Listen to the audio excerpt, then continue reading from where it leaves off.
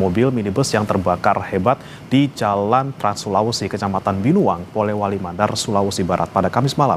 Kebakaran diduga akibat adanya korsleting pada bagian mesin. Satu unit mobil pemadam kebakaran yang tiba di lokasi langsung berupaya memadamkan api yang membakar habis seluruh bagian mobil. Butuh waktu sekitar 15 menit hingga api yang membakar mobil benar-benar padam.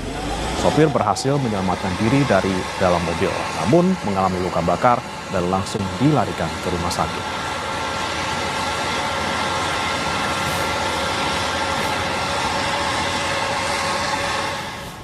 Seorang lansia yang tengah sakit sempat terjebak saat kebakaran terjadi di rumahnya di Depok, Jawa Barat. Korban berhasil selamat namun menderita luka. Kalau kasih Bu Dartin yang punya apa?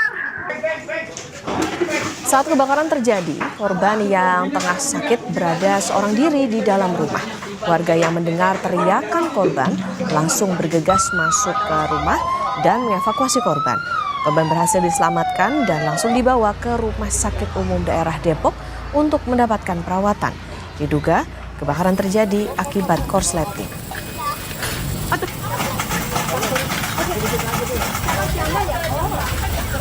Diem aja sih, saya lari nggak karu-karuan, lari nyari orang minta tolong gitu. Itu api itu di depan udah merah, udah banyak gitu. Terus yang nolongin korban di dalam siapa, Bu? Kayaknya ini yang sebelah nih, yang narik-narik yang punya rumah, yang pabrik keripik ini yang sebelah sini nih, yang narik-narik Pak Usuk tuh yang sekarang korban tuh.